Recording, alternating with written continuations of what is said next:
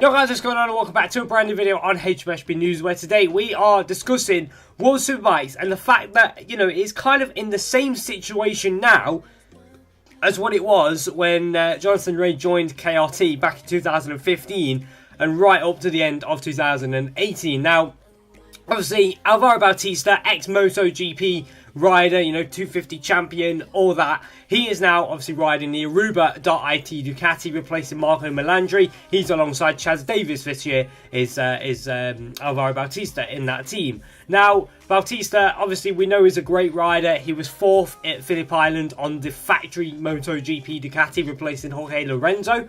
And then obviously when he got to the opening round at Phillip Island in World Superbikes, he dominated it. He absolutely dominated it. The sprint race was the closest race, the 10-lap one, where Jonathan Rea tried to hold on to him as much as he can. But the other two races, he dominated it. I think he was 22 seconds in front of Jonathan Rea before he cruised on the last lap and celebrated with the team and that on the line.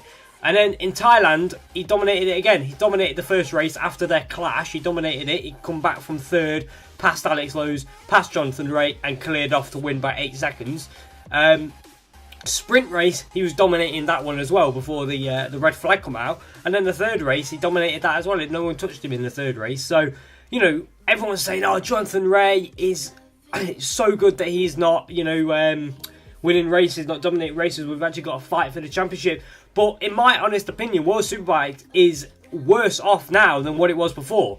You know, Bautista and the V4R, nobody can stop the bike at the moment. You know, at least sometimes Jonathan Rea had to fight for his wins.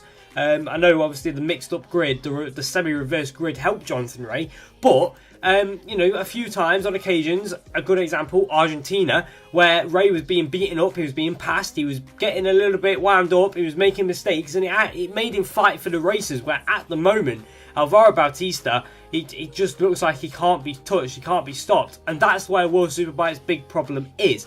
Now, you look at MotoGP and British Superbikes, they've got it bang on. MotoGP, opening round in Qatar, you had Honda, Ducati, Suzuki, and Yamaha 0.6 of a second covered them manufacturers. Now, that's obviously because Dorna have put in a lot of work with obviously the Magneti Marelli ECU, stuff like that. They've kind of keep the bikes as close together as they possibly can.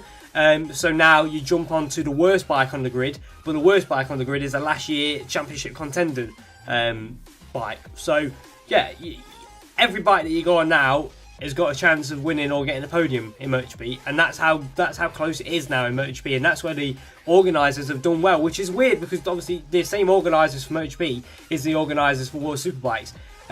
So you would have thought that maybe they would have tried something like MotoGP in World Superbikes, but they don't want it to be too similar race series. You know, World Superbikes is based on getting a superbike and who is the fastest.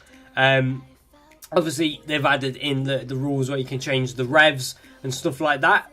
They will be changed in, I think, Aragon. So Bautista might not be as far away, but you know, you look at British Superbikes, for example, they've got no electronics and the racers are insane. It's like just go out and just race, and everyone's all close. You have groups of 7 or 8 people fighting away, and the race is brilliant. You get a couple of different winners every year. You get, I think, over 75% of the grid was on the podium last year, and it's really, really good to watch the races. Whereas you go to World Superbikes and it's just predictable, and at the moment, I mean, Greg Haynes said it on the video that we did with him, that World Superbikes with Jonathan Rea was predictable, but it wasn't processional. And that's because, like I said, Rea was fighting for the wins, whereas now it just seems to be predictable and processional. You got 22 laps of Alvaro Bautista just leading and leading and leading, whereas the group for, you know, Alex Lowes in the first race, he was fighting with his teammate and a couple of other riders. Marco Melandri was included in that group for the final podium spot. But that was a good fight. But if there was a fight like that for P1 with, you know, Honda in the mix, with Ducati in the mix, Kawasaki, Yamaha in the mix, BMW in the mix, stuff like that, then it'll be good. It'll be good. But at the moment, I can't see anybody stopping Alvaro Bautista, and it's a shame because World Superbikes is in my opinion, a worse state now than what it was 12 months ago with Jonathan Rea, because, you know, Rea he didn't win 8 of the races last year. You know, 3 of them were obviously won by Patti Yamaha, with Michael van der Mark doing the double at Donington and Alex Lowe's winning at Brno. 4 of them was won by Ducati, Marco Melandri doing what Bautista did and winning a double in Phillip Island, and Chaz Davies won at Aragon and Imola, I believe. And then the other one was Jonathan Rea's teammate Tom Sykes, the second race in Assen, where he just dominated that race.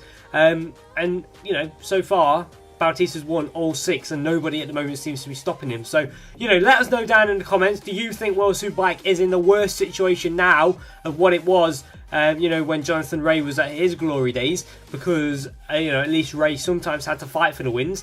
Now, Bautista's just clearing off from lights to flag. So yeah, let us know what you think down in the comment section below. We'd love to hear your opinions on what you think World Superbikes should do to make the races closer. And yeah, that's it for today. If you guys enjoyed the video, hit the like and hit subscribe, and we'll see you guys next time. Till then, goodbye.